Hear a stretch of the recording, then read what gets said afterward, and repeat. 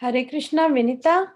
Let me know when I need to start, please. Okay, thank you. Mataji, I will introduce and then we can start. So we can wait for 2-3 more minutes and then we'll start. Oh, sure, Preeti, sure. Usually, Vinita gives me the cues, I depend on her. Of course, yes. She's our guide, ultimate guide. Thank you, Preeti. Hare Krishna.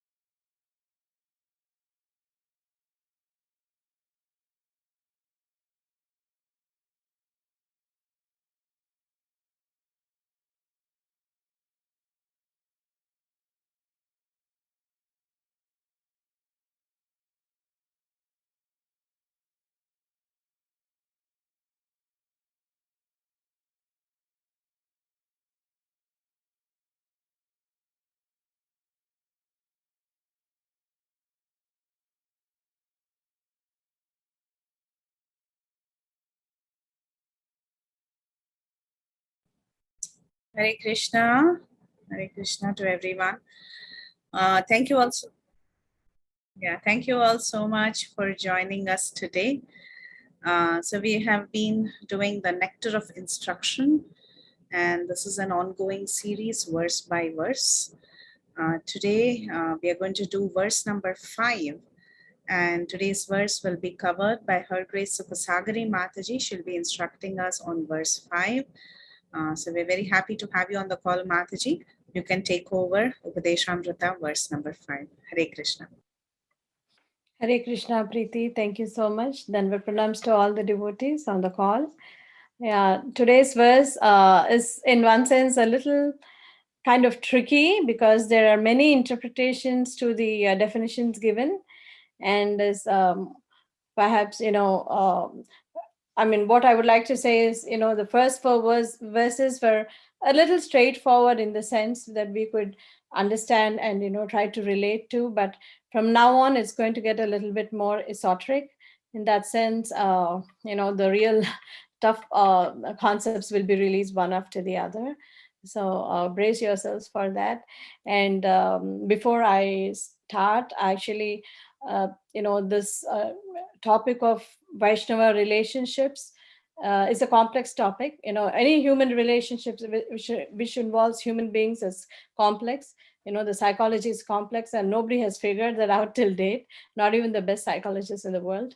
So the content I came up with was very, very, I mean, huge in one sense, but my dear friend Preeti, she very graciously edited, and cut down and brought it to good shape. So whatever slides you're seeing today is all glories to her efforts.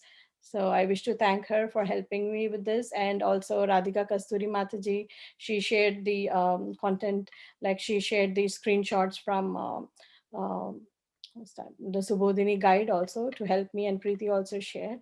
So I'm very grateful to them for actually coming up with this presentation today. And I wish to you know beg for the prayers for of all the Vaishnavas before I start speaking, so that I can speak something which is very useful and connected to Krishna consciousness in this subject matter. And if there are any faults, please forgive me in advance. Yeah. So, like I said, it's a complex subject matter to start with. and but we'll try to make the best of it within the hour time. There's so many concepts that can be, dealt with at depth, and you could go into them, doing week-long seminars and things like that. But I'm trying my best to, kind of bring it under the 1 hour time schedule. So let's see how it goes with all the blessings of the Vaishnavas. And this is verse 5 again. Okay, we'll start off with the invocation prayers. Mataji, would you like to put this presentation mode? I think I'm comfortable with this because I need to refer to some notes. So I kind of, minimized the left slide selection and made it at 110%. So I'm hoping it's okay with all. Is everybody okay? Can you see the screen well? Yes, yes, Mataji. Okay, Mataji. Yeah, sure. Thank you so much, Hare Krishna. Yeah. Any volunteers to recite the invocation verses? Preeti, would you like to go ahead or? Yeah, sure, Mataji. Thank you. Om Ajnanatimirandhasya Jnananjanashalakaya Chakshurunmilitam Yena Tasmai Shri Gurave Namaha. I was born in the darkest ignorance, and my spiritual master opened my eyes with the torch of knowledge. I offer my respectful obeisances unto him. Nama Om Vishnupadaya Krishna Preshthaya Bhutale Srimate Bhaktivedanta Swaminatha Namne Namaste Saraswati Devi Gauravani Pracharini Nirvisesha Shunyavadi Paschayati Deshatarini Jai Shri Krishna Chaitanya Prabhu Nityananda Shri Advaita Gadadhara Shri Vasadi Gaura Bhakta Vrinda Hare Krishna Krishna Krishna Hare Hare Hare Rama Rama Rama Hare Hare Hare Krishna. Thank you so much, Preeti, for starting it off. And I'll just recite this short prayer. I offer my respectful obeisances unto Sri Chaitanya Mahaprabhu, Lord Nityananda, Sri Advaita Gadadhar Pandit, Srivas Thakur, and all the devotees of the Lord. That's the meaning of Jai Shri Krishna Chaitanya. Okay. So this is Upadeshamrita, and the author is Sri Rupa Goswami. We have seen 4 verses so far, and today is the 5th kind of midway. There are a total of 11 verses. So we'll do a short, brief recap of these verses. And the first chapter,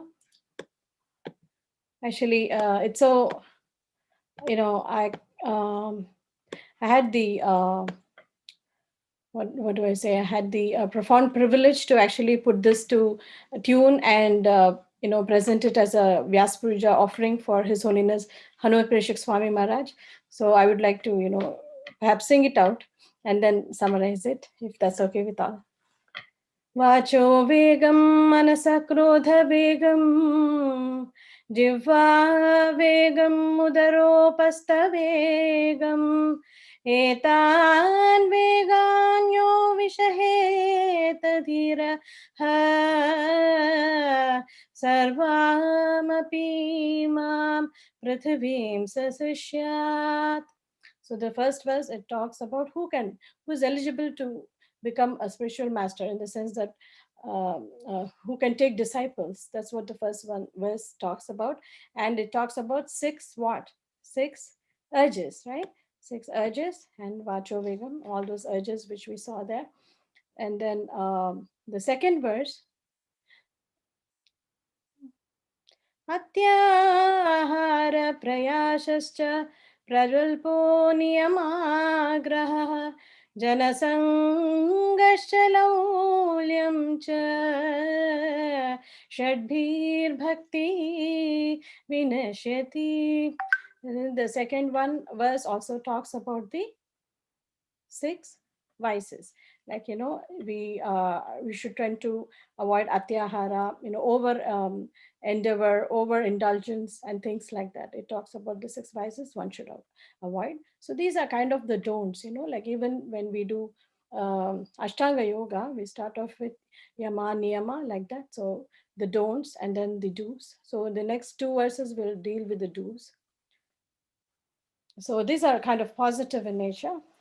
Utsaha nishchaya dhairyat tat karma pravartanat sangatya gatsato vrittehe shadbhir bhakti prasiddhati.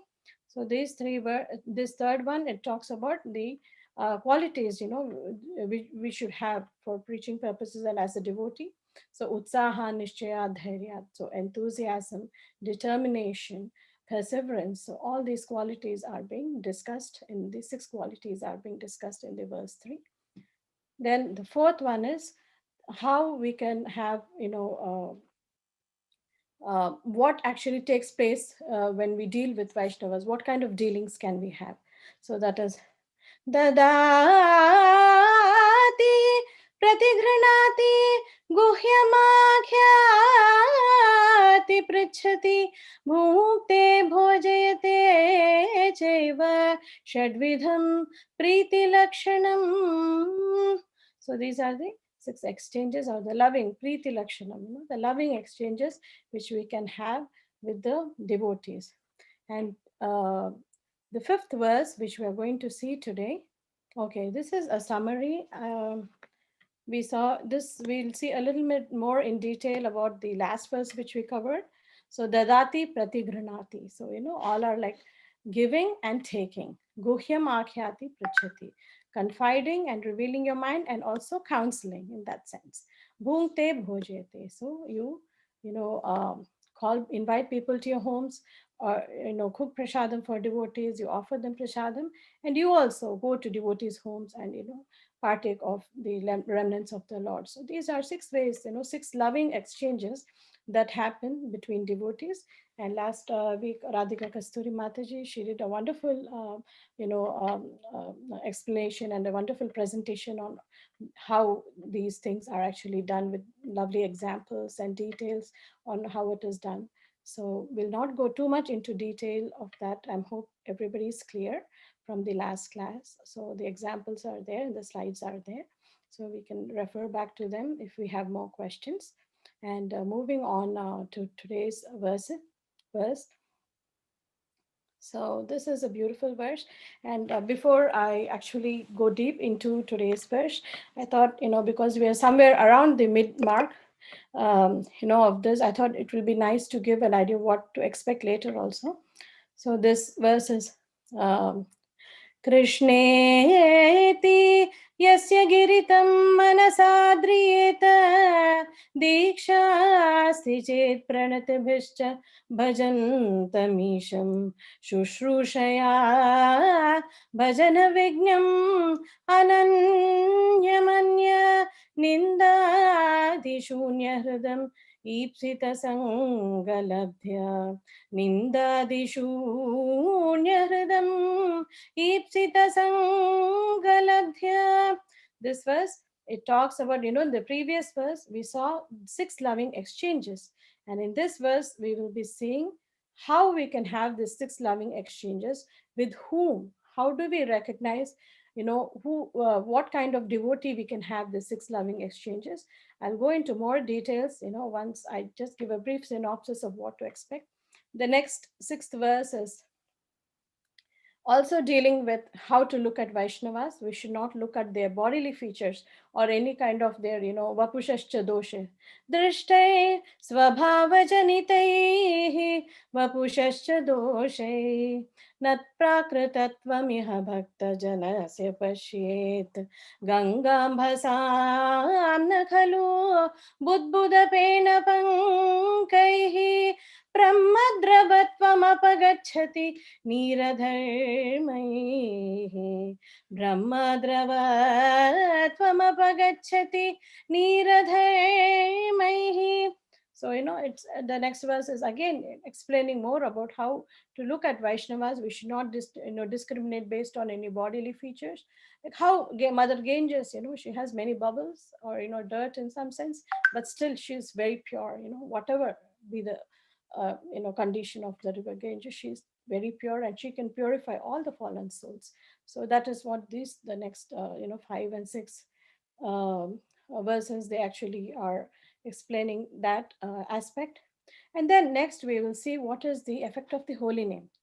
स्यात् कृष्ण नाम चरितादिसिताप्य विद्या पित्तोपतप्तरसनस्य न रोचिकाणु इन्द्वादरादनुदिनं खलु सैव जुष्टा स्वाद्विक्रमाद् भवति तद्गदमूलहन्त्री तन्नामरूपचरितादिषु कीर्तनानु स्मृत्यो क्रमेण रसना मनसि नियोज्य तिष्ठन् व्रजे तदनुरागि जनानुगामी कालं नयेदखिलमिति उपदेशसारं कालं नयेदखिलमिति उपदेशसारं.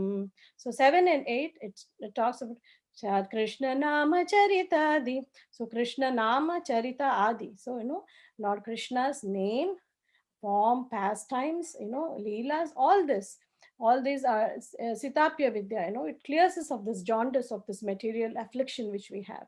So that's what the seventh verse, Pitto Patapta Rasanasyana Rochikano. So as we keep chanting and hearing the glories and engage ourselves in this Bhagavata Marga, all this jaundice of this material life will be eradicated.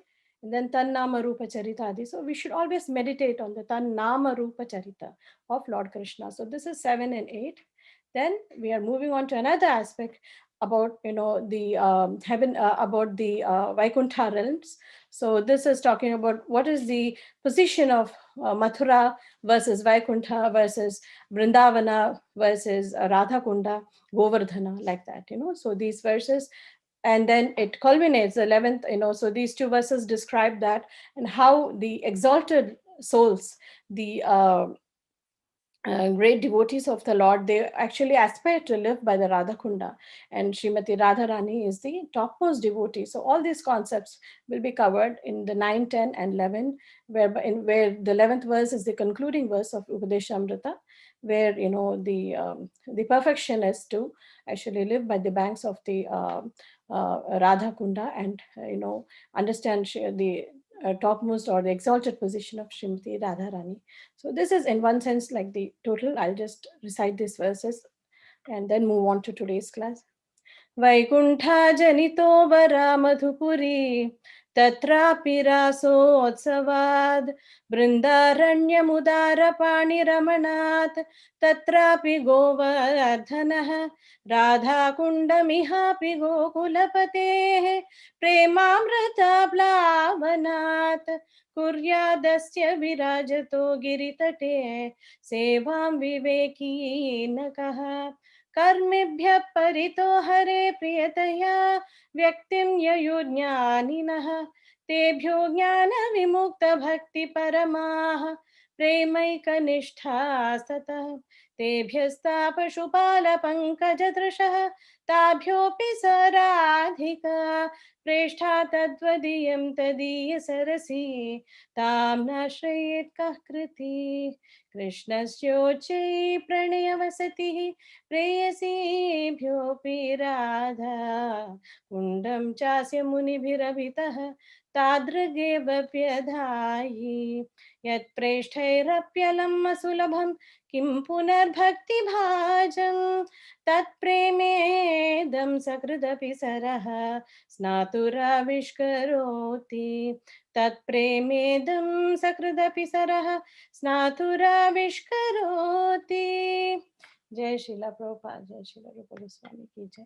So this was just a brief overview of what to expect in the coming weeks and what we've done so far. And like today's verse, we shall go more in depth now. Krishneti yasya giritam manasadriyeta दीक्षास्ति चेत् प्रणतभिश्च भजन्तमीशं शुश्रूषया भजनविज्ञम् अनन्यम् अन्यनिन्दादिशून्यहृदम् ईप्सितसङ्गलब्ध्या. So let's go for the word by word translation of this. So like I said, this verse is actually explaining, in the previous verse, we saw the 6 loving exchanges. So in this verse, we'll try to see how to have these loving exchanges. Can we have all the exchanges with everybody? Or should we reserve some for somebody? Or should we, go all out, with everybody like that? So we see that normally, even within our material relationships too, in a family, we may have the husband, the wife, the child, your in-laws, your mother-in-law, mother, father, sister, brother. So naturally, when we are dealing with each of them, we have love for each of them, right? Each of our family members, our friends, like that, our spiritual master also. So with all the people we relate to and we are in some relationship, we see that the relationship, the exchanges happen in different ways, right? We're not having the same, like, for example, the kind of relationship you may be having with your husband or your wife, you may not have the same relationship with your child, though you love both, they're absolute. Your love for each of them is great. But then with your child, you'll exhibit some other symptoms of love, right? You will try to carry them, you'll try to care for them, you'll try to nurture them, you'll try to protect them, like that. And for your parents, for your mother and father, that love will involve actually some respect in it, right? Some respect, some obedience, things like that. And the same way with your friends, it's going to be even more casual, informal in that sense. But with your boss, it's going to be even more formal relationship, right? So unknowingly or knowingly, even in material relationships, we tend to kind of discriminate is, again, we have to kind of guard or check the definition of this word. When we say discriminate, it's not like we're trying to judge anybody. It's just that it's a natural way of looking, even like I said, even within our family relationships or within our relationships with our friends or our, with our co-workers or, anybody else for that matter whom we interact with. So somehow or other, we have those mental, kind of we have a knowledge of how to deal with each of them. We don't deal with everybody in the same way, right? We are not doing that. So some sense of discrimination automatically takes place, though we may not be even aware of it. We may not be thinking, oh, this is my son or my daughter, so I need to deal with her or him like this, right? We don't make too conscious decisions like that. But then somewhere these decisions have been made by way of culture, has been passed on to us, and we see around us what's happening, and then we assume that this is the way we interact, right? So similarly, when we are in the association of devotees, it's very important to recognize how we should deal with these devotees and how we should interact with them, how we should have exchanges with them. So this verse actually is actually teaching us, how to deal with devotees. And like the like the image, the graphic on the right says, no two snowflakes are alike.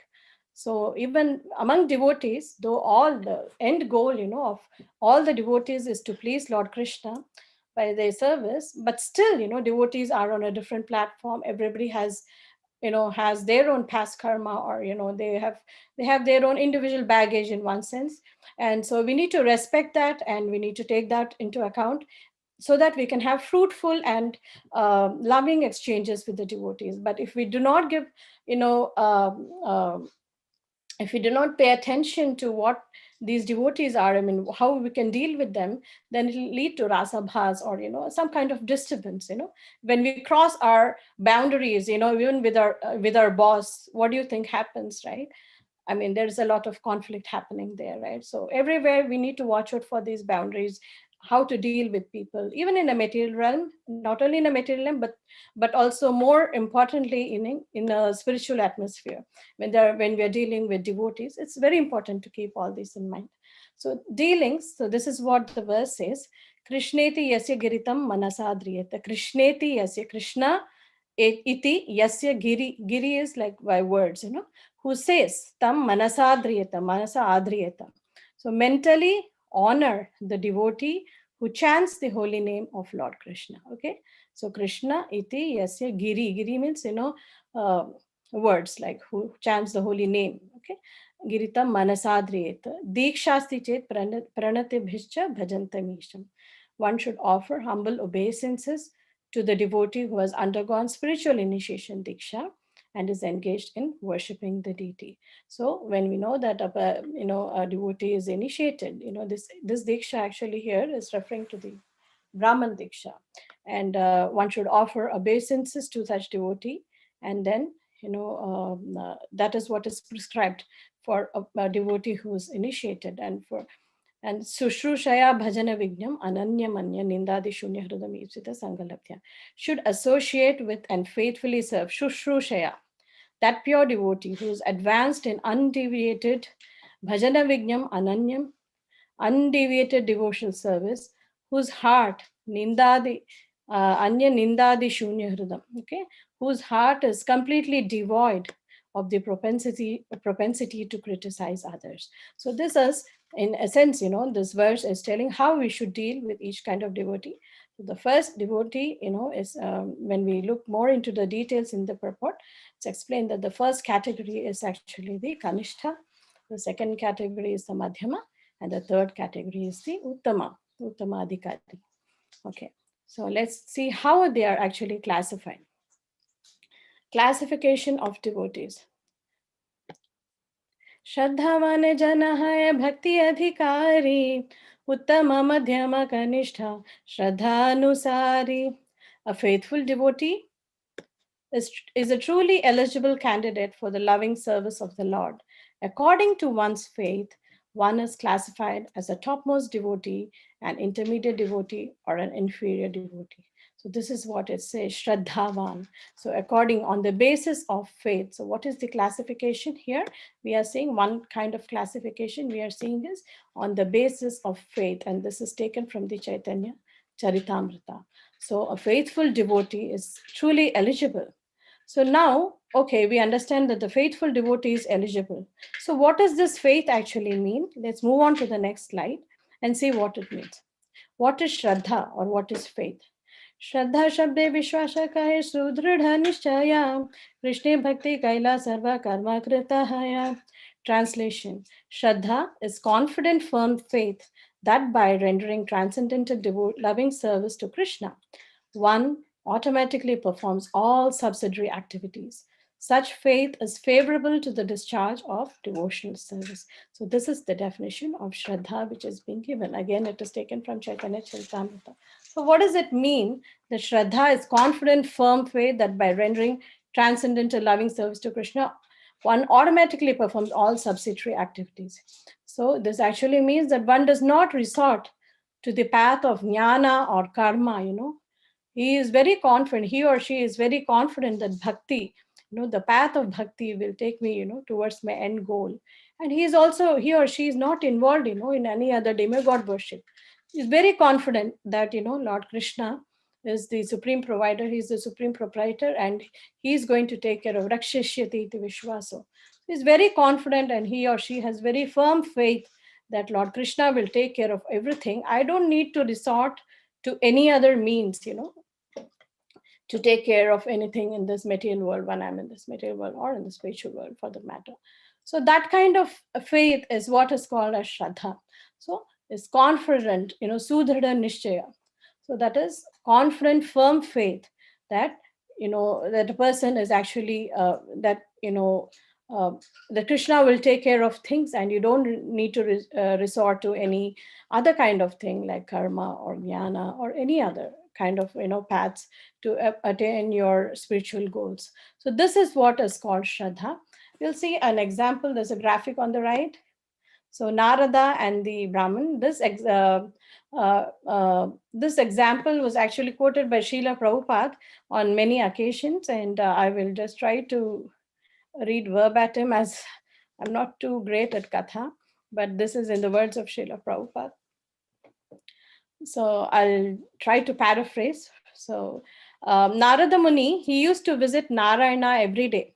So when he was passing on the road, one learned Brahmana, and he saw one learned Brahmana who was taking a bath, like 3 times, like how they do the Sandhya Vandanam. And so this Brahmana, he asked Narada Muni, are you going to the Lord? Will you inquire when I shall get my salvation? So this is what the Brahmana asked Narada Muni when he's actually walking on the road.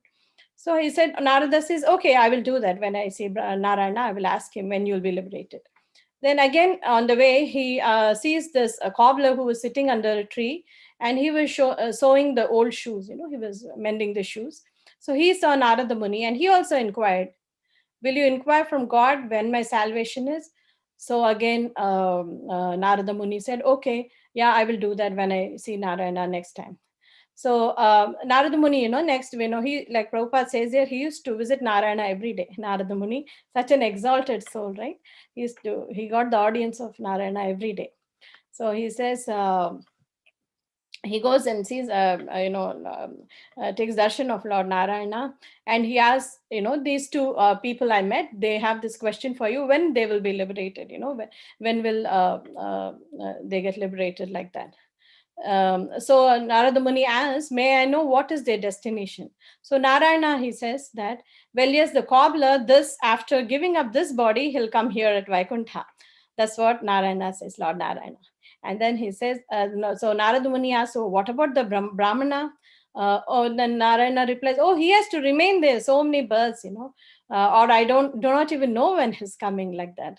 So Narada Muni is astonished, he's inquiring, like, he's a very nice Brahmana, and he is, offering all these services. And but then you're saying the cobbler is sure to come back, after this birth, but you're saying you're not sure of when this Brahmana will come back to me.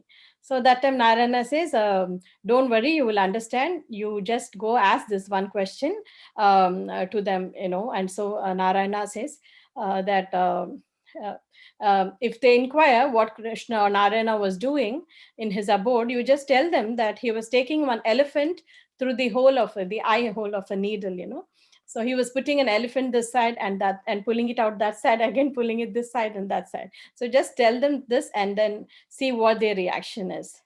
So Narada says, okay, yeah, I'll do that.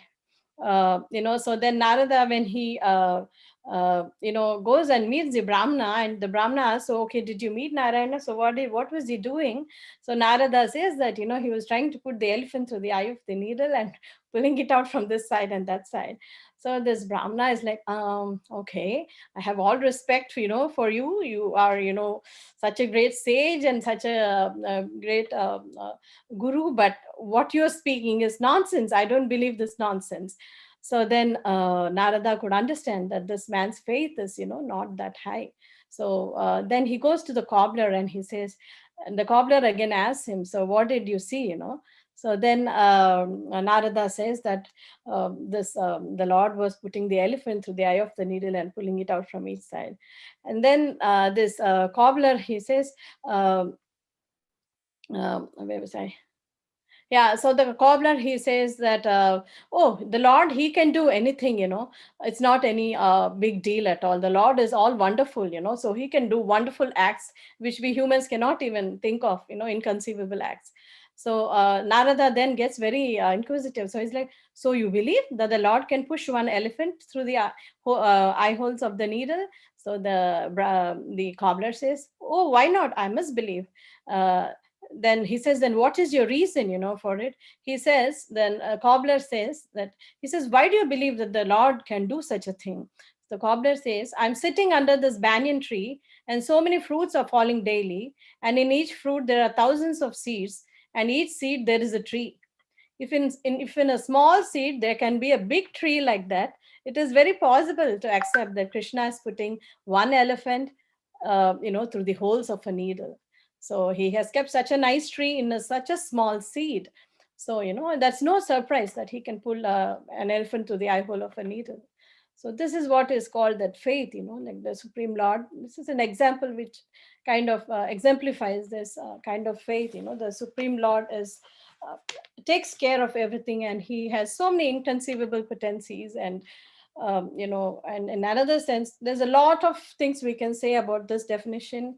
Another way of looking at it is that the Supreme Lord and his name, they are non-different. So in so many ways we can derive meanings from these, from this chapter, from each of these definitions which we are seeing. So many thousand definitions, but I'm going to stick to just a few here, because like I said, it could go on for week-long seminars. This is such a wonderful topic in that sense. So this is what, like a faith, shraddha. So this is what I thought, this was a good example that Prabhupada gave for faith, like for a solid faith, which though we may be, highly erudite scholar or that way, but still we may be lacking in that strong faith, So that may be exhibited by somebody who we think may not be too literate, For example, even Gaur Kishore Das Babaji, Srila Bhakti Siddhanta Saraswati Thakur's Guru Maharaja. He was an illiterate, that's what I've heard. But then when he started speaking Shastra, it was so profound, the conclusions, the Shastra which he spoke, you would be thinking, how come such an an illiterate person could speak such high advanced Shastra? So that is the mark of a pure devotee.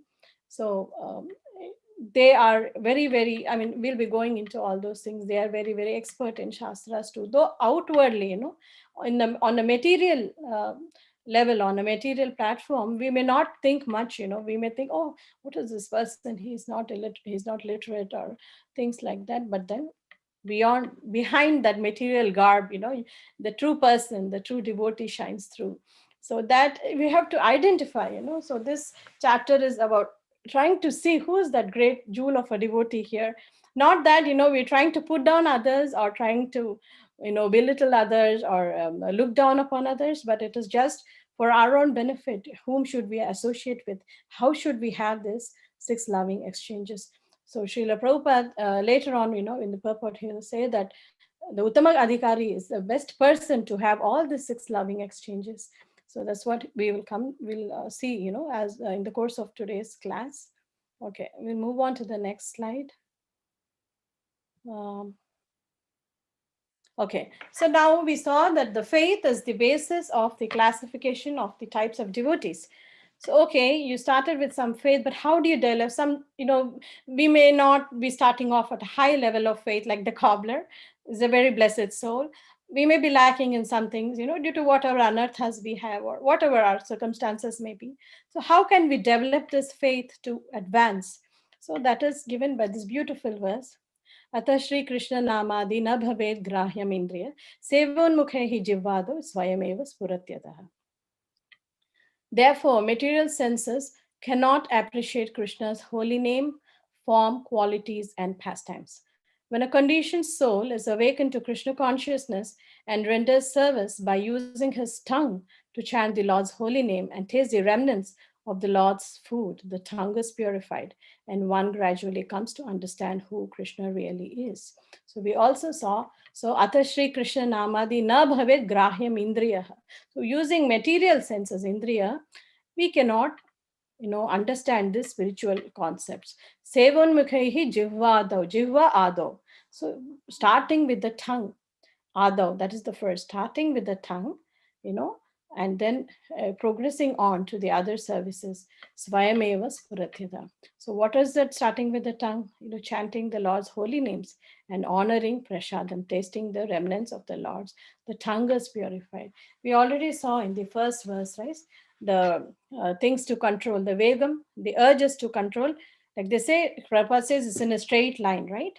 The tongue, belly, and genitals. So these need to be controlled. So similarly, when control is kind of a tough word or a tough concept, as soon as we listen, we hear control, we're like, oh my God, what do I need to give up? What do I need to do, right?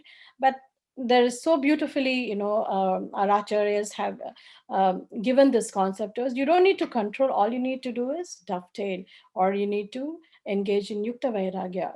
All you need to do is offer to Krishna and eat those things, eat the remnants, eat the honor the prasadam, which you have offered to Krishna. So nobody is telling you just give up eating, not like that. To control your tongue, just don't eat any sweets or don't eat anything like that. No, in fact, in our temples, we celebrate big festivals, right? And so much of prasadam. Prasadam is like, like Prabhupada says, ours is a kitchen religion, right? So much of, seva goes into prasadam, distributing prasadam and things like that.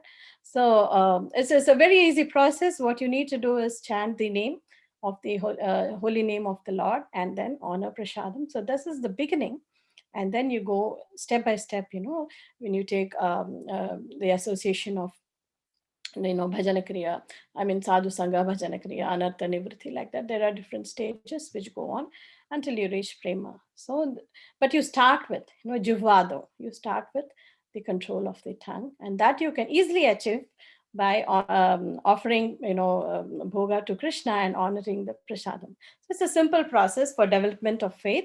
I think we all can at least follow some part of it, if not totally, right? It's not too tough. So we'll move on.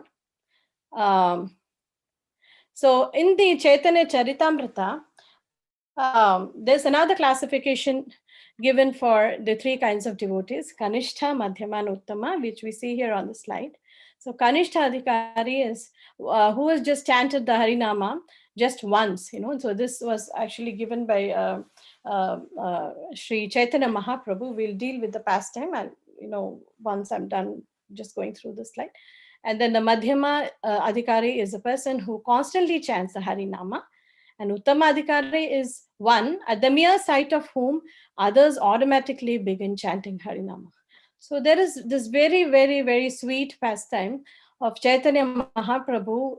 He's dealing with Kulina Grama devotees. So this Kulina Grama is actually one village which is in West Bengal. And so when Chaitanya Mahaprabhu, he was in Puri, many devotees for the Jagannath Rath Yatra, they used to actually come, during the Rath Yatra time, to take darshan of the Lord, to get the association of other devotees. So many devotees would come from far and wide, especially Bengal. So these devotees from Kulina Grama, they also used to come for this Jagannath Rath Yatra. So these devotees of Kulina Grama are so dear to Lord Chaitanya Mahaprabhu that he says, what to speak of others? Even a dog in the village of Kulina Grama is my dear friend. This is what Chaitanya Mahaprabhu says. Even a dog in that village is, he says, is his Chaitanya Mahaprabhu's dear friend. So that is the kind of respect and that is the kind of love Chaitanya Mahaprabhu had for these devotees of Kulina Grama. So let's see what this pastime is about. The devotee who chants once the name of Krishna, who chants, continuously the name of Krishna, and the devotee who makes other chant. So this is a nice pastime. So they were a group of Vaishnavas, devotees from Kulinagram, and they were well known for making silk ropes, good silk ropes that were very strong.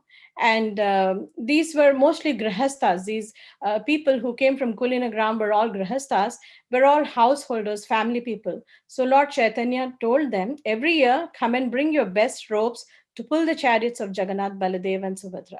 So Lord Chaitanya was teaching, this principle that even though you may be a grahastha, you may have your household life, your different responsibilities, you can engage in devotional service. So he was giving this advice to those devotees, the grahastha devotees from Kulina Grama, that they were good at making ropes. Kulina Grama is famous for that. That's what is mentioned. So he said that bring ropes for the Jagannath Rath Yatra, whatever you're making, bring the best silk ropes for Jagannath Rath Yatra. That way you can purify your work, you can follow the principle of Yukta Vairagya. So that's what Chaitanya Mahaprabhu advised them. And he told them, so every year when you come, you can bring these robes. And he says, so how, if you make those robes, you're giving such pleasure to Jagannath, and you're giving such a pleasure almost to all millions of people that are going to be pulling the ropes. So not only to the Lord, but also to the devotees who are going to pull the ropes. So that way, when you make these ropes and bring them for the Rath Yatra, you will be doing devotional service also. And, you will be pleasing the Lord, not only the Lord, but also his devotees. So the next year, the devotees, they came, and one of the devotees, as mentioned, is Satyaraj Khan, his name is. He asked, we are families, we have our wives, husband, children, and jobs. Then how can a family person like us become Krishna conscious? How can we develop the love for Krishna? So Lord Chaitanya, he gave two instructions. He said, just chant the holy name of Krishna and serve the Vaishnavas. Serving Vaishnavas means hearing from them and then applying what we hear. So this is what is the instruction Chaitanya Mahaprabhu gave them the first time. Satyaraj Khan asked him, for how do I render devotional service? He said, just chant the name of Krishna and serve the Vaishnavas, and that should be all. So and then he asked the question, but how do we know who is a real Vaishnava? So to this, Lord Chaitanya said, anyone who even once chants the holy name of the Lord sincerely is a Vaishnava, is a devotee. So this is the advice which Lord Chaitanya gave them, that he said that chant the names of Lord Hari and then serve the Vaishnavas. And how do you recognize a Vaishnava? Anyone who even chants the name of Lord Hari once. That is the definition of a Vaishnava. So these devotees, they went home that year. Again, the next year, they brought back these robes. And then again, one of these Grihastha devotees, they asked, we are householders, and we are busy with this life. So how should, uh, how should we render devotional service? So again, Lord Chaitanya told them, he told a different answer this time. He said, one who is constantly chanting the holy name of the Lord is a Vaishnava. So first time he said, even once if a person utters the name of the Lord, he's a Vaishnava. Second time he says, one who is constantly chanting the holy name of the Lord is a Vaishnava. So then they go home, after the Rath Yatra, and again they come back the next year. And you can guess what was the answer the next year, right? So again they ask, so how do we fallen householders follow, become Krishna conscious? How do we love Krishna? And then again Chaitanya Mahaprabhu said, yes, you should chant the holy name and serve the Vaishnavas. So again the question was, how do we know who is a Vaishnava? So Lord Chaitanya said, anyone, even upon seeing them, will start to chant the holy name. That is a Vaishnava. So that's what is the definition the Lord gave the third time around. So this, from this example, so these devotees, so in other words, there are different levels of devotees. One who has faith in the personal conception of God and who follows the principle of devotional service, at least has faith in the principles and is making effort even with shortcomings, that is a Vaishnava. So on the preliminary level, one who actually very sincerely serving and sincerely following, has developed a taste for the holy name, that is a higher Vaishnava. And one who really tastes the holy name and really connects to Krishna's grace in such a way that they just want to be an instrument of Krishna's compassion, that is the highest Vaishnava. So, like this, by this pastime, from the Chaitanya Charitamrita, we understand how these devotees were classified based on Harinama. We will move on to the next slide. So now we will see what are, so long we saw the definition, how the, what is the basis of the classification.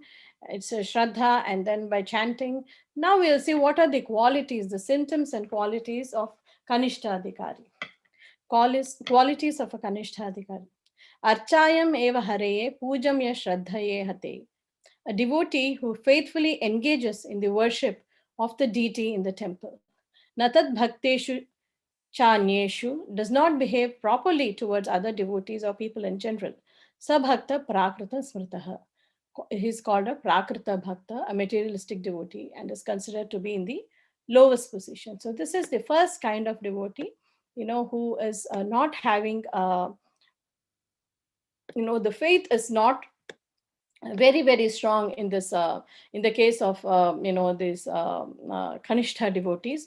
So they are new to Krishna consciousness, and they are very good at establishing a relationship with the Lord. They, their focus is like the Lord, the Lord is the supreme, and they go to the temples, they worship the Lord like that. But then they do not understand how to deal, or they do not even understand how to respect or even see other devotees. So that relationship with other devotees, that is kind of lacking. So at this stage, this Kanishta Adhikari, or this neophyte devotee, he may have taken Harinama Diksha, or maybe chanting too, but he has taken to Krishna consciousness. He believes that he's very favorable towards what, like we see many devotees when we go to the temple. We see that these devotees are donating a lot, and they're very favorable, they are very respectful, towards everything and everybody. But then their faith is something else, they're not totally into it like that. So this is like a neophyte devotee. They, they will sponsor a lot of festivals, they will do a lot of seva for the Lord like that. So these devotees, who do not know how to deal with the other Vaishnavas, who do not recognize the value or the worth of the other Vaishnavas. So these devotees are at a Kanishta platform. And this is more because of, they're not being well versed in the scriptures. So knowledge of the scriptures, it also plays a big role, in determining these, why these devotees at Kanishta level are, at this, uh, are like that, because they do not still understand the devotee's relationship, with the guru, or they don't understand all that concepts of the guru, the other Vaishnava devotees, how they should deal with them. and they cannot understand what's the position of a madhyama adhikari, like that. So that is because of, they're not fully well versed in the shastras, like that. So in the purport, Srila Prabhupada gives the example. He says an English musician, he's actually referring to George Harrison. Prabhupada had high regards for him. George Harrison did a lot of service in that sense. He gave a lot of donations to the ISKCON movement, and he also, his very famous song "My Sweet Lord," where he's actually chanting the Hare Krishna Maha Mantra, and I think it was a top chart buster for many years when it was released. And so he gave this holy name. He was giving this holy name to others. So though he may be, he was very favorable towards Krishna consciousness. Of course, he was. But then he also, it was not like this was his only way. He also may have had some other interests in some other faiths too. So, Prabhupada says that George Harrison was, but we should respect these devotees in our mind. So he had a lot of respect. And of course, in ISKCON, all of us, we do respect, for the kind of services he had done for the ISKCON movement. So another small, another example which is given is, though Kanishta Adhikaris may be at that level, we should respect them for what they are. Like the example is given as, if there is a man standing by a chair and a child is under the child under the chair can actually see the dirt, right? Which is there under the chair, but the man standing, he cannot see that. So like that, the Kanishta Adhikaris, they may come with several qualifications which we may not be able to see, at that particular point of time. We may not be able to see what their qualifications are. But so we should give them respect. So the minimum standard is that you should at least give them respect, we should respect these Kanishta Adhikaris. And there are examples given from Chaitanya Charitamrita also for, Tapan Mishra and Chandrasekhar. So Chaitanya Mahaprabhu, actually, he stayed with them in Varanasi. But these the Mayavadis, they were actually, in one sense, blaspheming the devotees. They died, and they were trying to put down the Vaishnava philosophy. So these two personalities, these two associates, Tapan Mishra and Chandrasekhara, they actually appealed to Lord Chaitanya Mahaprabhu that Chaitanya Mahaprabhu, you need to teach them a lesson. They're just going all out like that. So they did not wish to engage in a debate or an argument. They didn't feel themselves qualified to engage in a debate and argument, to explain them that what they were saying is wrong. But they wanted Shri Chaitanya Mahaprabhu to actually deal with these devotees. So in that sense, in Chaitanya Charitamrita, it is described that these two devotees were at the platform of a Kanishta Adhikari, though we must take all the associates of Lord Chaitanya Mahaprabhu, the pastimes, as very instructional and not look at them in that way. So many of these devotees of Lord Chaitanya who came with him, his entourage, so they are just there for giving us instructions. They may or may not actually be at that level, but for instructional purposes. This is what is said in the Chaitanya Charitamrita.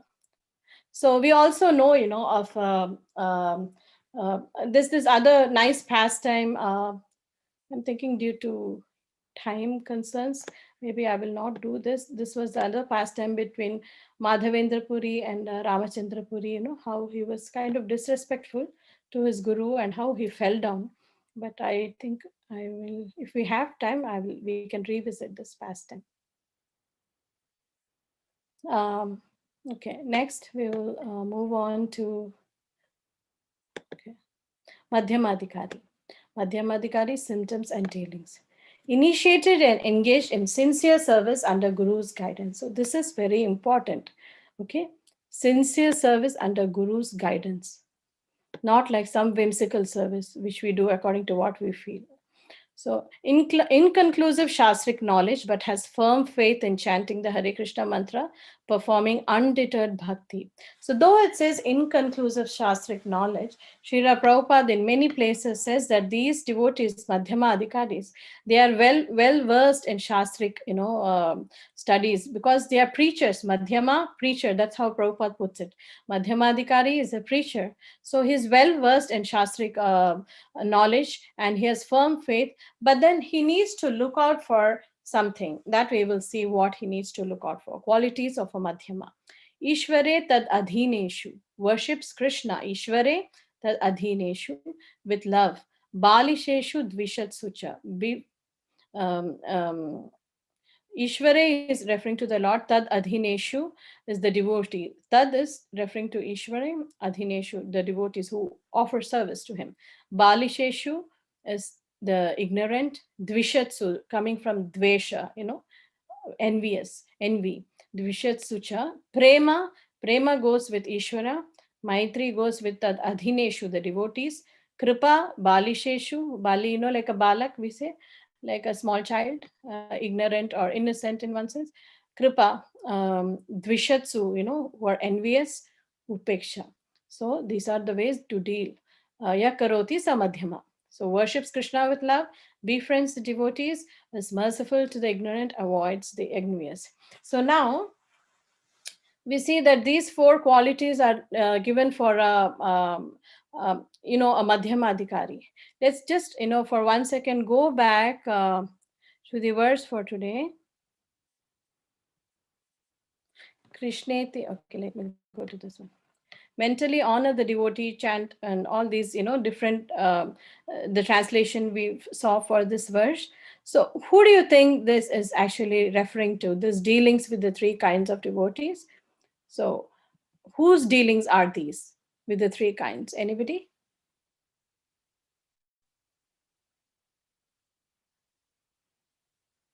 I hope For I made. ourselves, Mataji. Yeah, it is for somebody on who is on a Madhyama platform, right? Because a Kanishta Adhikari, he is not even able to recognize other devotees, right? And a Uttama Adhikari, we will see later, he knows, not that he is not in knowledge, he knows how to discriminate, but then he thinks everybody is a devotee of the Lord, so he is not in that mode of preaching like that, the Uttama Adhikari. So this verse, which we are seeing in the fifth verse, predominantly it's applying to Madhyama Adhikaris. That's what the Acharya says. So we see, right? So we have to distinguish between this Kanishta, Madhyama, and Uttama devotees. So how does this Madhyama Adhikari or the practicing sadhaka, the sadhaka devotees, how should they look at relationships? They should worship Krishna with love and they should befriend the devotees. That is maitri, friendship. They should have a friendly relationship. So we saw, right, so many different exchanges and all that. So though Prabhupada says in the purport that these exchanges are best applied with uttamadhikaris, but that doesn't obviate that these relationships cannot be had with the madhyama or a kanishta adhikari. So these are like the minimum standards. When we say that Krishneti yasya giritam manasadriyeta. So, mentally honor them when we are saying who is chanting the holy name like a Kanistha, doesn't mean that all you do is mental honor and then, leave it at that. That is actually a minimum standard. So at least in a minimum, you should be mentally honoring them. You should not be mocking at them. You should not think low of them. It's bad for a devotee to think like that. You should at least mentally honor them. You could engage in one or more of these six loving exchanges with the Kanishta Adhikari too. Because in the purport, I'm not going too much into details, there are different levels of devotees in Kanishta level, and there is different levels of devotees within the Madhyama spectrum like that. So there may be a devotee, like the first one is in the purport, Srila Prabhupada describes that the first level of a Kanishta is somebody uh, who is generally chanting the holy name of the Lord but still interested in women and other vices like that. And then the second one is second category, he says, is these people are innocent but then they're carried away by some other philosophies like that. And then the third one is a sincere Kanishta Adhikari who's trying to bring himself up to the stage of a Madhyamadikari. So Srila Prabhupada also says that one should not remain on this platform of Kanishta for too long. As quickly as possible, they should make progress and come to Madhyama platform. Because if you remain too much on that Kanishta platform, there is a chance of falling out this way or that way. So to avoid that, Srila Prabhupada recommends that one should quickly move on to this, at least to the level of a Madhyama Adhikari, if not an Uttama. So like that, these relationships, these loving exchanges, like I said, we can have with devotees at these different stages, who are these different kinds of devotees. But then it's best the exchange, the best exchange happens with these Uttamadhikara devotees. So we see now, sorry, I diverted a little there. So we see here the qualities of the Madhyama Adhikari. So he's merciful to the ignorant and he avoids the envious. So why does he avoid the envious? Because there are chances, because for whatever reasons, they are well versed in Shastra, but then, there could be a chance that they get disturbed when they deal with envious devotees. So this could cause a lot of disturbance to them mentally, and this could affect their sadhana. So at that stage of a Madhyama Adhikari, we can test ourselves too. If sometimes even among devotees, it's not like any other person from the outside has to come and chastise us or do something. Sometimes even within devotees there could be some misunderstanding, some room for chastisement, and some room for whatever quarrels or things like that. So how are we acting at the time? Are we getting very disturbed?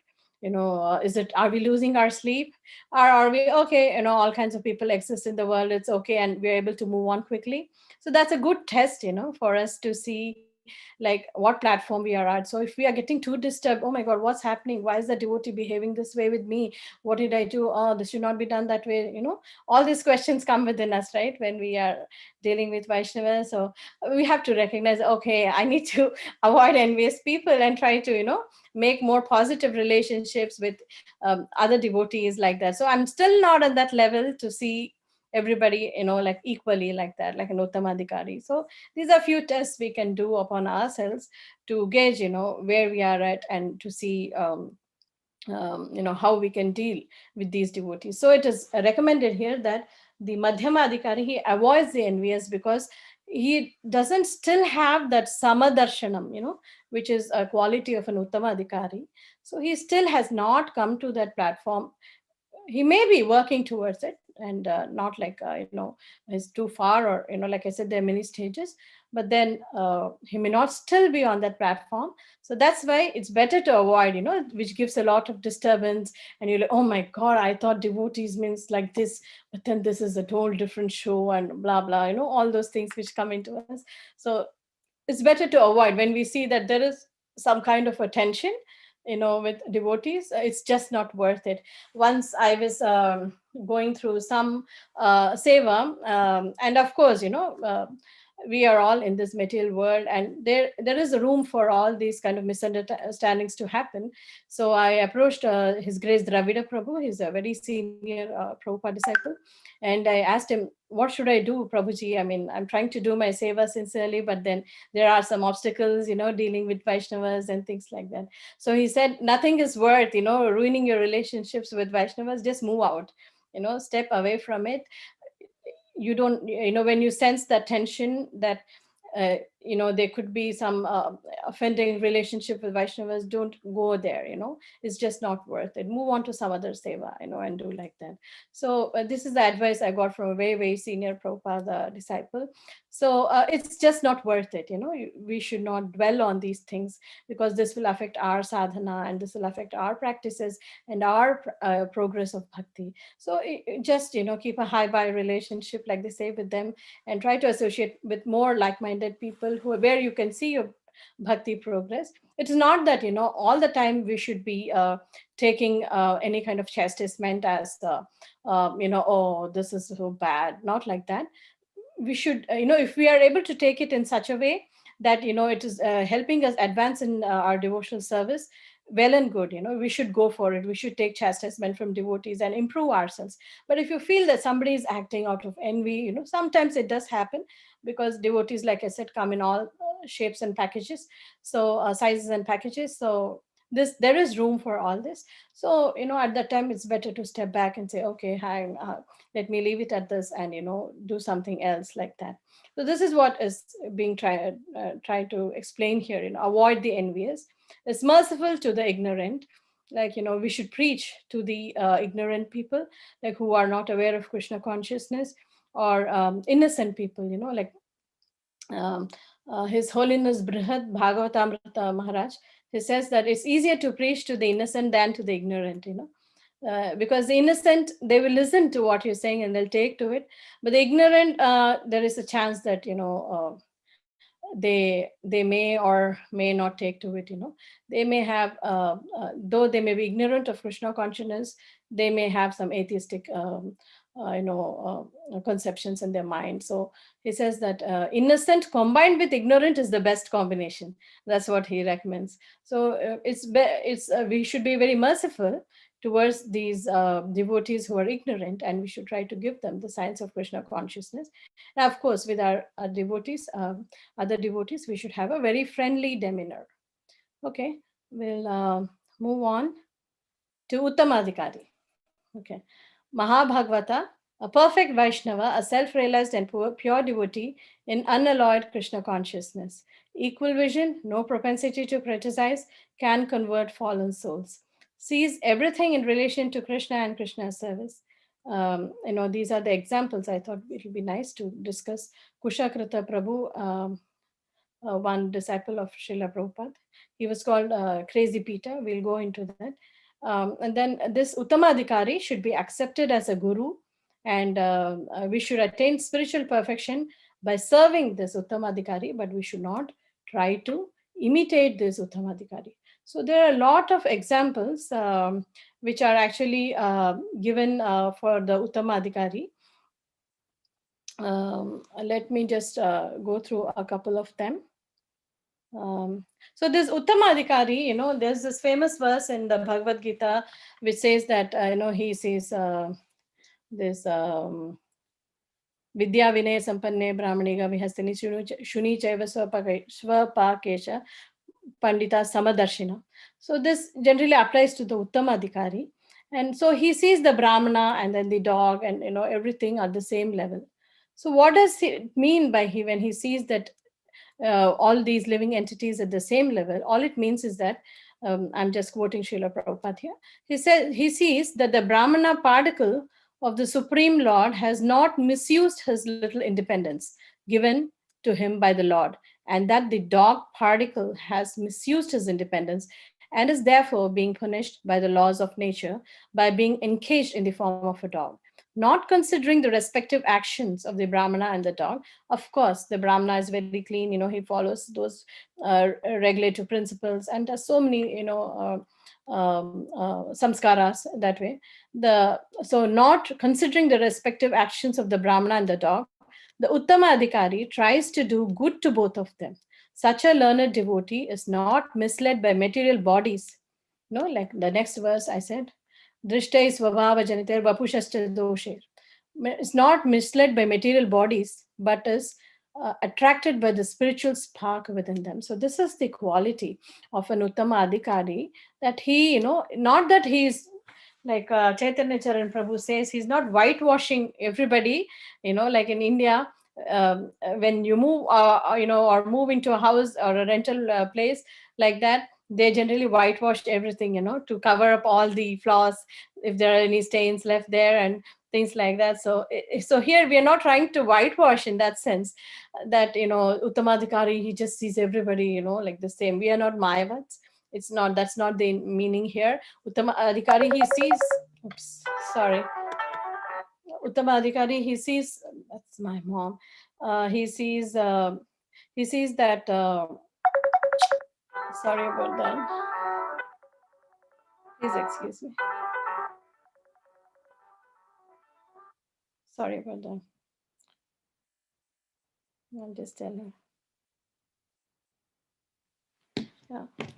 So Uttamadhikari, he can recognize that this is a Brahmana and this is a dog, like that.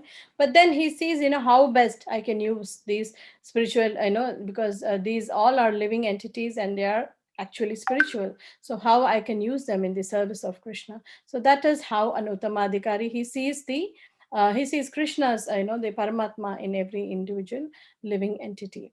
So we'll see one example. This actually, there is this beautiful verse from the Brahma Samhita which says, Premanjana Churita Bhakti Vilochanena Santa Sadeva Hridayeshu Vilokayanti Yam Syama Sundaram Achintya Gunaswarupam Govindamadi Purusham Tamaham Bhajami. So this devotee, this pure devotee of the Lord, Premanjana Churita Bhakti Vilochanena. So he is anointed with this love, this pulp of love of Krishna.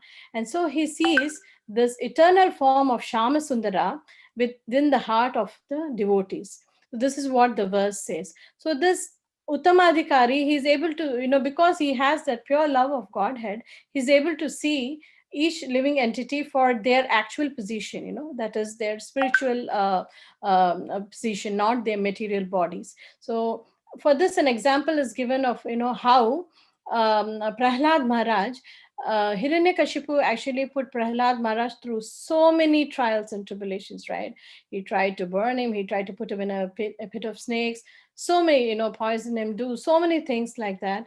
And then once, Hiranyakashipu, when he was talking to his son Prahlad, he challenged him. So you're telling that your Lord is everywhere? So is he there in this pillar also? That's what he asked, Prahlad Maharaj.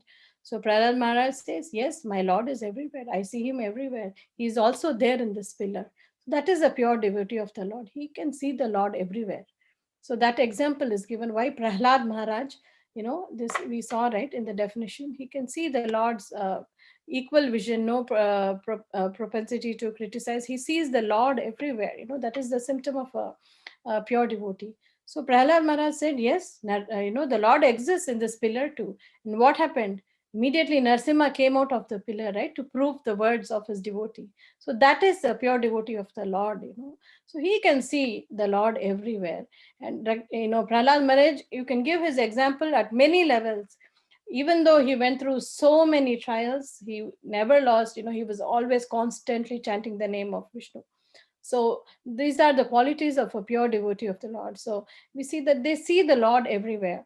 And then the Kumaras, the four Kumaras, they are also, Prabhupada says, they are Mahabhagavatas. They were very well versed in the scriptures. And then, by the smell of the tulsi leaves from the lotus feet of Lord Krishna, they actually got bhakti. Just the smell of the tulsi leaves, could give bhakti like that to them. So that is how important each and everything which we do. I'm so sorry. Each and everything we do for the Lord, we should not take it, as tulsi, I'm just smelling and giving the flower. I'm saying no. These all have potency to actually advance our spirituality, to advance our Krishna consciousness, because these are very highly potent. Anything associated with Krishna, they are highly potent forms of actually advancing our bhakti. So we should not take them very lightly. Even prasadam, sometimes we just eating, we like all the preparations, like the ISKCON bullets, the gulab jamuns, but we have to see them, in the proper mood, like these are all Krishna's remnants, and I'm actually tasting Krishna's remnants, which is actually on an absolute level none other than Krishna himself, like that. So when we see Maharajas and all, when they honor prasadam, they generally listen to Prabhupada or some lectures, and then they're slowly, they're taking and honoring prasadam like that, because they're trying to savor Krishna in every bite, like that. So maybe we should try doing these services to Maharajas, where we can see that, how they are actually practicing that Uttamadhikari kind of symptoms. We can see that in action. So the basic concept of all this is that the Uttama Adhikari, he actually sees everybody at the same, as a spiritual spark or a spiritual entity. He does not differentiate between anybody, based on their external appearance or their bodily features. Like I said, there's a beautiful pastime of Srila Prabhupada with Crazy Peter. If you Google, or if you find in Veda base or somewhere, Prabhupada Vani, you can see that there was this one devotee who had joined ISKCON Boston Temple. And all day, what he did was just sit there and chant. And he pretty much did not do much service or anything like that. And he used to sit right on the hallway, on the temple, and even sleep there. And he never moved out of that place. So the devotees who were there at that time, they were like, what is this person? They in fact the other kids are on the block, they nicknamed him as Crazy Peter. And they were like, this person is such a disturbance, like he's just lying on the doorway. And what will any visitors who come to the temple think, that this person is like right there sleeping at the hallway, and it's not creating a good impression like that. So they were like what to do with him. And he was doing the same thing over and over again. So they wrote to Srila Prabhupada and said that there's this kind of person. He is, always, we find him wherever he sits, he sleeps there, he does like this. So he's not like, following, he's not doing any big devotional service, anything like that. So Prabhupada just wrote back to the devotees that, can you not tolerate? That was the question Prabhupada asked.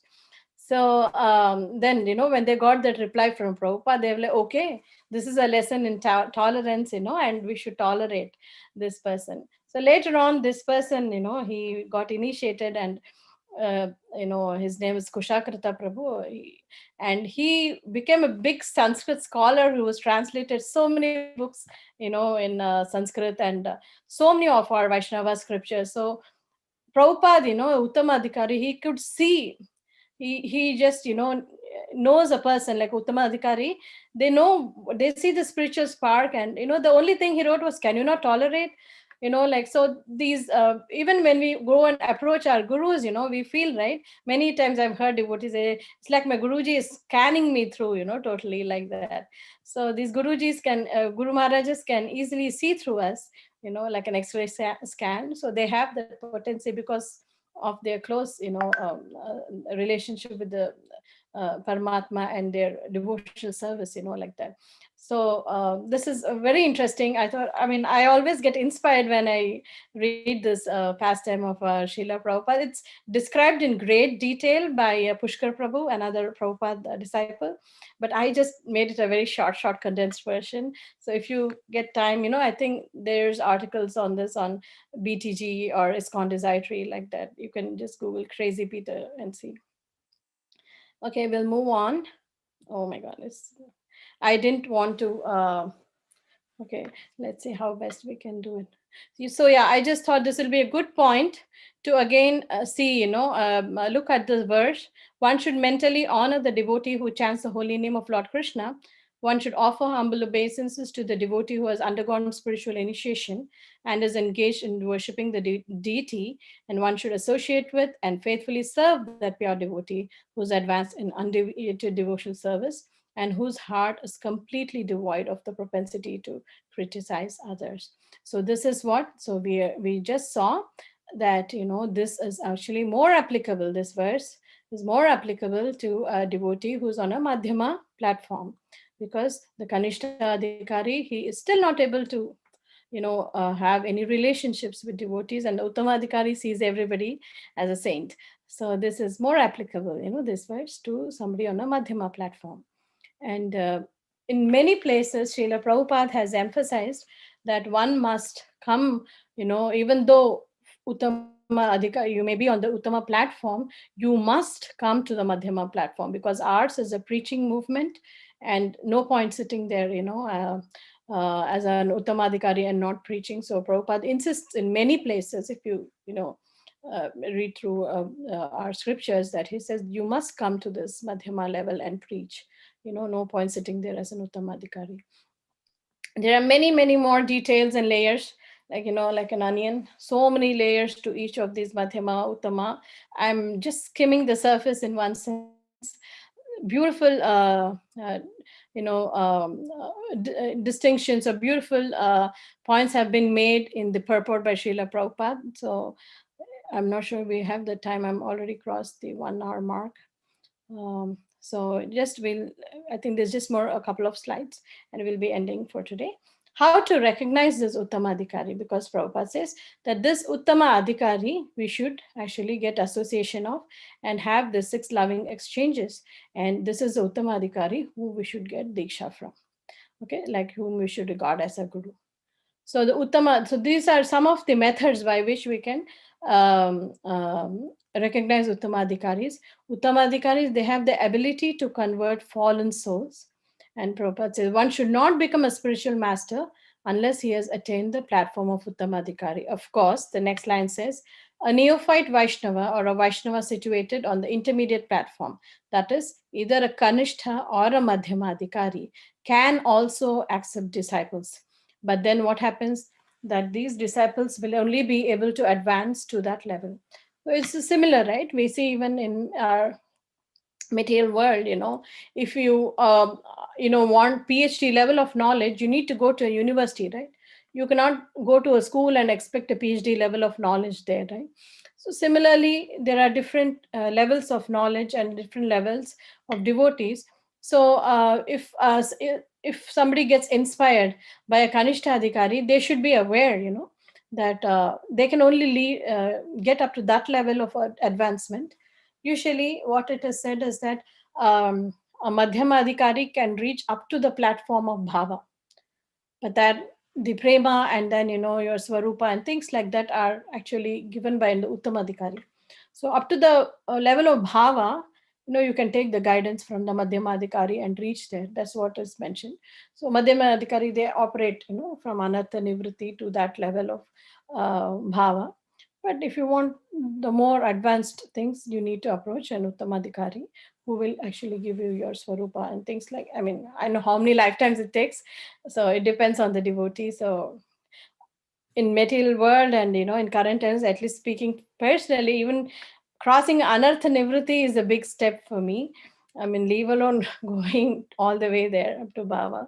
So, but technically that's what is said. So this Uttama Adhikari is the best person to have all the 6 loving exchanges. So when we approach our guru, we should cook for him, we should serve him. We should serve our the guru's instructions by whatever, if you can give some Lakshmi or do some services for the guru in whichever way you can, and then confide in your guru, because the guru's chastisement is also a mercy. Like, many times this question also arises that Srila Prabhupada is an Uttama Adhikari, but how come, sometimes we find in the books that he says rascals, these bogus rascals and things like that. So this Uttama Adhikari doesn't mean that, they don't have the right to chastise or they don't have a right to do that. Even, great devotees of the Lord, when they see envious people, it's mentioned that Shukadev Goswami did not at all like Kamsa, like that. So this is mentioned as an example. So even the great devotees of the Lord, they may not, be happy with demoniac behavior like that. So that doesn't mean that they're discriminating and they are on a lower platform like that. No, but these great devotees of the Lord, what when they discriminate or when they do such a thing, they are actually helping for the progress of that person. So it's not for any reason to put them down or to discourage them like that. No, like Chaitanya Charan Prabhu says, when a person is so much engrossed in Maya, in material mode of materially afflicted, so this rascal, this word, is given as a jolt to get him out of that material stupor. Sometimes you need to give that, right, shock treatment to make one person realize, oh, what is happening around me, I'm in my own bubble of material tendencies like that, material propensities. So this kind of words, Prabhupada would use to give a jolt to these devotees, to these people, to come out of their material stupor like that. So that's how we should look at the dealings of Uttama Adhikaris, and we should be ready to take chastisement from the guru, and also lovingly serve our guru like that. So the Uttama Adhikaris are we just saw how to recognize these Uttama Adhikaris, and we'll see some more things. Yeah, so once you can see who is the Uttama Adhikari, then you aspire for Diksha, the spiritual initiation. So this definition of Diksha, this word Di and Ksha, is actually derived from this verse. Divyam Jnanam Yato Dadyat Kuryat Papasya Sankshayam. There's one more line to it, but I just wrote this. So Di, you see the Divyam Jnanam and Papasya Sankshayam. Ksha, you see, the Ksha. So this is actually derived from this verse. That process which bestows transcendental knowledge, Divyam Jnanam, and destroys sinful desires, Papasya Sankshayam. You see, for material sense enjoyment is called Diksha by learned authorities in the absolute truth. So this is what is the definition of diksha. And to qualify, when you're seeking a spiritual, when we are seeking a spiritual master, we need to come to a certain level, right? So these are the qualifications, like a prerequisites. The person has, general disinterest in material enjoyment. He's seeking spiritual truths. He's like fed up with all this material things happening around him. um, there is this famous verse of Kunti Maharani, which also says this. Um, Regulated, the person should be regulated, and he should take interest in spiritual topics. Not that, you seek initiation from a guru and then you just carrying on the material life and going through the same things over and over. Guru is not for show. We must follow instructions, otherwise we should not accept guru.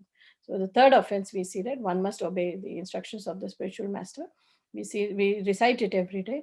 So we must be in a position to follow the instructions of the guru, and until that time we are not ready to do that, we should not we should make ourselves ready to reach that time, and then go for initiation. So we should not be just making a show of initiation like that. Hanvat Prashik Swami Maharaj used to say, a guru is not, like a status symbol, like, oh, my guru came to my home, I did this, I did this. No, not to, it's not like that, he's not like a celebrity that you tell, oh, he came home and we did this. It's not like that. So Grihastha should not treat gurus like that. That's what he used to say. So it's not for show. We need to be, ready for it.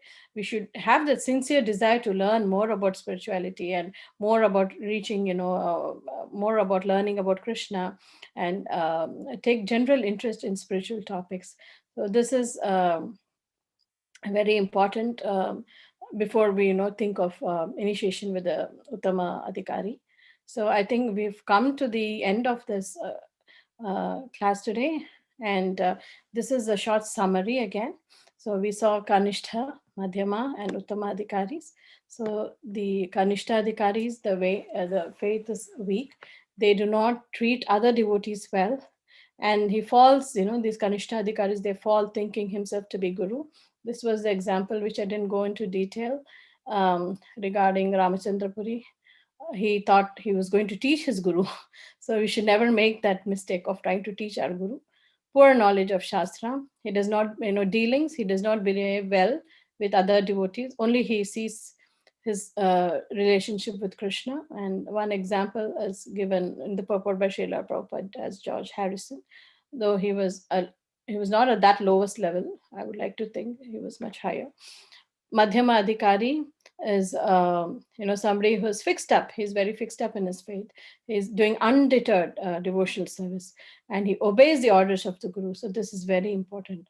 So he is, completely surrendered to the Guru's orders, and he follows the instructions. He's well versed in the Shastric literatures, and he can preach very well. The Madhyama Adhikari is called a preacher. And these are the four kinds of relationships: love, friendship, mercy, and avoidance that he practices. And this is, generally applicable to practicing sadhakas who are initiated like that. And then the Uttama Adhikari, we just went through now. He is in complete faith, he's always engaged 24/7 in the service of the Lord, and how to expand the Krishna conscious movement like that. He's expert in Shastras, and he sees everybody with equal vision.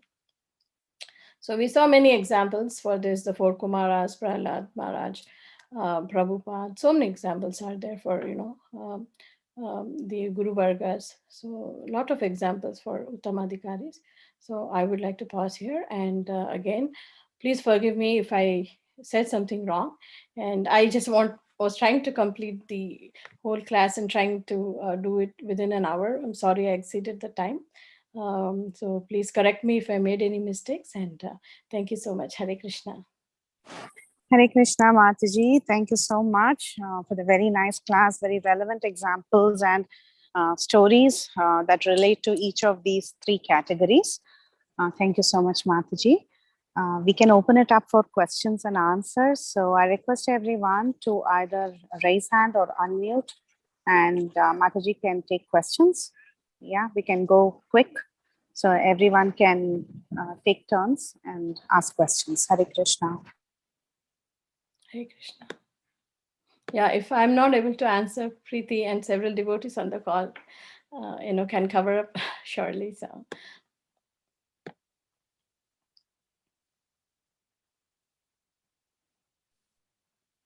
Hare Krishna Mataji, Dandavat Pranam. Thank you so much, Mataji, for such a beautiful class. Very nicely explained with different examples. So, Mataji, I have a question. Can I ask? Sure. I don't know if I can answer, but you can surely ask. Mataji. So, here in the Kanishta Adhikari, that devotee is also initiated, but he does not follow it properly, right? Is that? um, the devotee in Kanishta platform is having Harinam Diksha. So, basically in this text, in this fifth verse, the initiation which is being referred to, is the Brahman Diksha. So earlier to Srila Prabhupada's times, like in Bhakti Siddhanta Saraswati time, so the Harinam Diksha was called Harinam Dana. It was not like a separate Diksha ceremony like that. So Brahman Diksha was considered the Diksha actually. So in this case, yeah, this devotee, because Harinam is given freely, right? By Chaitanya Mahaprabhu's mercy, there is no actually, anybody can take and chant Harinama, right? He has given it so freely, Chaitanya Mahaprabhu. So, but Srila Prabhupada wanted the devotees to get some seriousness, he wanted that the devotees should chant 16 rounds, the minimum rounds like that. So, he introduced this Harinam Diksha actually. So, yes. So when the person starts off with Harinam Diksha, he or she is not able to, he or she may not be well versed in Shastras, and that in effect leads to his not understanding the devotees very well. He may look at an uttama adhikari and think that what this person is looking like an ordinary person, what is the big deal about him, like these questions may come, like how in that example of Ramachandra Puri, when his Guru Maharaj, Madhavendra Puri, was actually in that, mood of separation from Krishna, and he was reciting that Ai Dina Dayadra verse, this Ramachandra Puri, he thinks that he knows better than his guru, and he goes and tells him, "What are you lamenting for? You're already, in the, on the Brahmajyoti platform. You're a self-realized soul, and you should be crying like this." So he tells his guru like that. That time his guru gets so angry with him, and he actually tells him, "Get away from here. Do not even show me your face again." So from that point onwards, it was a downward slide for Ramachandra Puri. He kept going down. He kept committing aprada. So, they do not, that at the Kanishta level, because they are not well versed in scriptures, or they have not read too much like that, they're not able to identify, the worth of devotees. They don't see who is a Madhyama, who is an Uttama. They think everybody is only God is there, everybody else is serving like him or her. So that tendency comes up, as a Kanishta. I hope that answers your question. Yeah, yes, Mataji. So he or she may be chanting, but still the knowledge is not developed too much. They still think, oh, all I do is come to the temple and pray. That's why even when devotees, like earlier when there was no Harinam Diksha, when devotees were just initiated, that was their first step. The Brahman Diksha, so to speak, the second Diksha, which we call today. So even when they were initiated, they were given deity service, so that their faith grows. because still they're not able to recognize the devotees, the relationships, how to deal with them, right? So in the beginning, it is said that for Kanishta people, Srila Bhakti Siddhanta Saraswati says, they should take to deity service, because at least their faith will deepen, and slowly they will learn how to deal with devotees, because at that time they're not well versed how to deal with anybody, they're not so matured to deal. So that's why Srila Bhakti Siddhanta Saraswati says Kanishtas must take to deity worship like that. So that's why they say, they worship the deity, and that's it, they feel that's it, their relation is like that.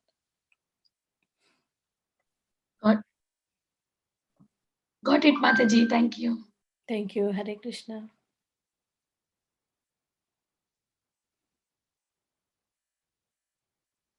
Anybody else has a question?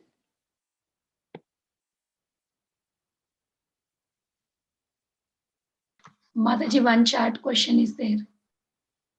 Oh.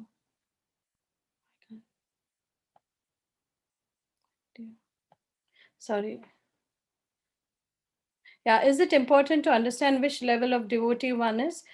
Yes, it is important so that we can deal with them in the proper way, so that we do not offend Vaishnavas, so that we offer respect to all Vaishnavas, which is deserving, but not in a way to judge anybody. So we don't go about looking, is this an Uttama, so I need to behave with them differently, and that is a Madhyama. We're not trying to be judgmental there, but yes, we need to distinguish so that we behave with them properly, just like how, like I said earlier, in a family we know our relationships with our parents, with our husband or wife, or with our children, and we behave accordingly with them. So we need to understand, even in Uttama Adhikari, he uses this discriminatory power to actually award services, and he understands, like I said, it's not like an Uttama Adhikari sees everything as black or white. No, he does sees these. He Discrimination is not equal to being judgmental. We have to understand that. And yes, we should use this discrimination, this intelligence which the Lord has given, to actually nurture good relationships with devotees, and that's the whole purpose of this chapter, right? So we have to have the sweet loving exchanges, we need to have good Vaishnava relationships. In fact, when I was listening to one class by a senior devotee, I was asking, many people did a lot of austerities in the other yugas, but in this Kali Yuga, what is the austerity? It doesn't seem like we are sitting and doing tapasya somewhere or fasting too much like that. So then the austerity is to maintain good Vaishnava relationships in Kali Yuga. That itself is a big austerity, and it's not easy. So that is like our big austerity for Kali Yuga, to maintain good Vaishnava relationships. Easier said than done. But yeah, these, going through such topics can give us more insight into how we can deal properly with devotees. I hope that answered your question, Rajiv Shama Prabhuji. Actually, thank you, Mataji. That was a wonderful answer. Actually, I was looking for more for oneself. Is it important to know which level of adhikari you are? Yes, Prabhuji, that also is explained that, more than using it on others, we should also know what level we are, so that we can make advancement accordingly.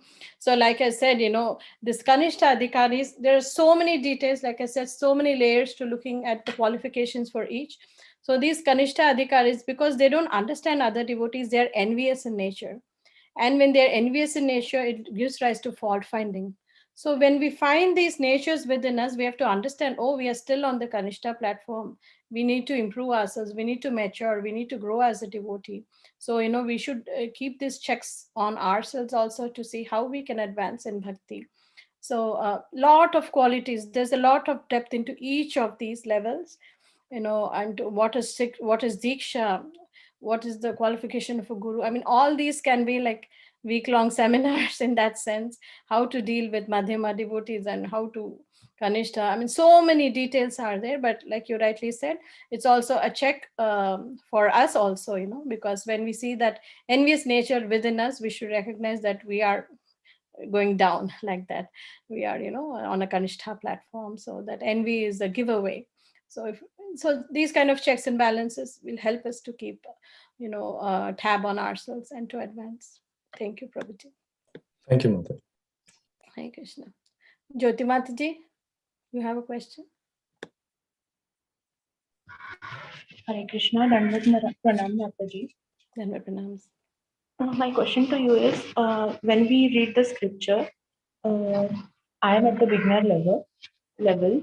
So when we are at the beginner level and we are reading the scriptures and we find that there are some orders given by our parampara, means the acharyas, and these orders are like direct orders or they are indirect orders, because life is difficult and sometimes we cannot follow every order, and if we miss out only one single order and if we follow all other orders and we are sincere, then how that aparad will be nullified, or how we can give justice, how can we be sincere towards doing our service and inform our parampara or Srila Prabhupada or to the Guru from whom we will take initiation.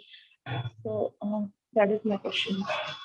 Wonderful question, Mataji. Yes, the examples are given of great devotees, right? In Srimad Bhagavatam. Of course, in Chaitanya Charitamrita, it's more at a level where we can relate. It's more instructional in that sense.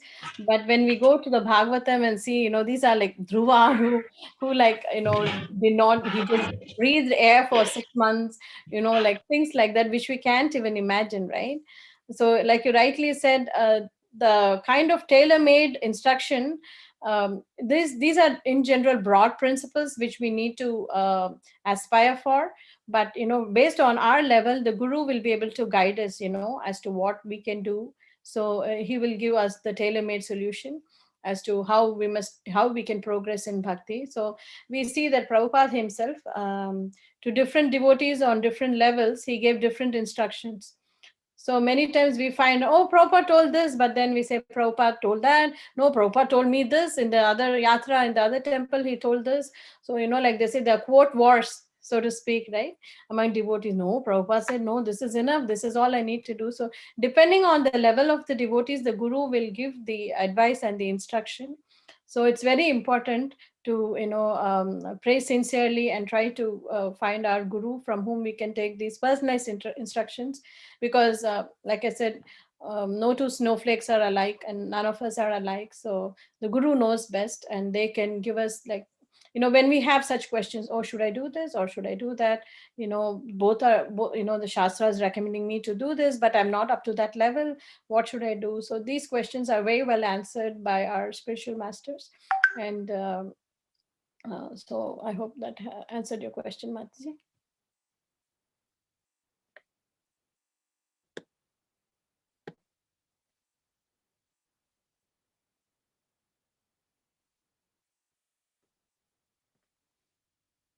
Are there any other questions? Anyone else has any other questions? I see two of my god sisters here, Barsanam Mataji and Kalpataru Mataji. They are very senior to me, and I'm just praying, for their blessings. That some I know I spoke something of value. They are very, very senior and great devotees of practicing for so long and serving Guru Maharaj. There's Barsana Mataji. Hare Krishna Mataji. Mataji, we can't hear you.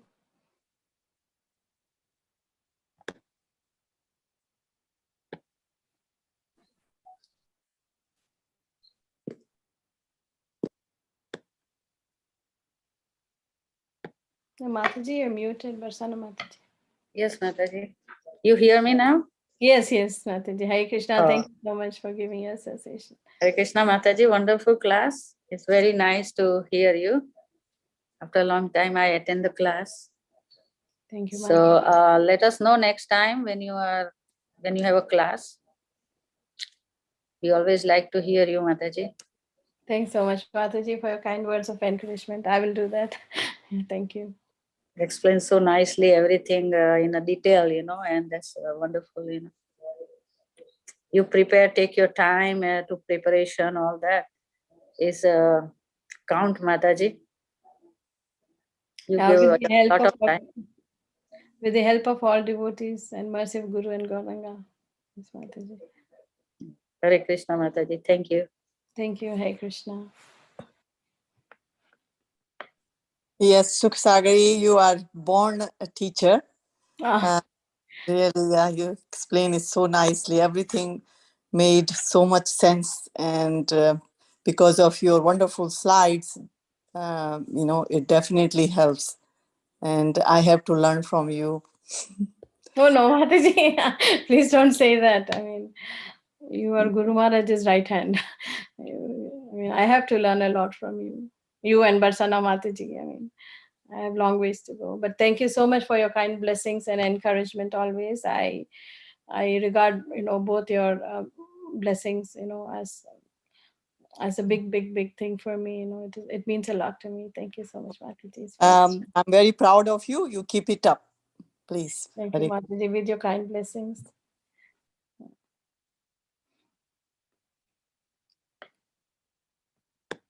Hare Krishna. Thank you so much, Mataji, and thanks to all the wonderful devotees for your kind participation. If there are no other questions, we can end the call here. So thank you all so There's much. one more question? Okay. No, there's one more devotee from the Houston Yatra, Samant Panchal Prabhuji is there. Nice to have your association, Prabhuji. Yeah, I'm just saying, I just sent it to a couple of Houston devotees, so I was just saying. Thank you so much, everybody, for your association. Sorry, Preeti, I interrupted you. No problem. Thank you. Thank you so much for calling them out, Mataji. Thank you. Yeah, so if there are no other questions or comments, we can end the call here. Thank you all so much for joining us. And I encourage everyone to please join next week. We will have Lecture of Instruction, verse 6 by Indulekha Karuna Mataji. So please join us. And sorry, I'm very sorry. Sorry to say that. It'll be like Her Grace Lalitangi Radha Mataji, our our Bhagavad Gita expert and many scriptural expert, yes. So we'll have Her Grace Lalitangi Radha Mataji next week, and the week after will be Indulekha Karuna Mataji. So we have a good lineup of speakers. So please join us, and we are eager to get your association in the next few weeks. Hare Krishna. We can end here. Vancha kalpatarubhyascha kripa sindhubhyeva cha patitanam pavanebhyo vaishnavebhyo namo namaha. Ananta koti Vaishnav Vrinda ki jai. Srila Prabhupada ki jai. Her Grace Sagari Mataji ki jai. Hare Krishna. Nectar of Instruction by Srila Rupa Goswami ki jai. Hare Krishna.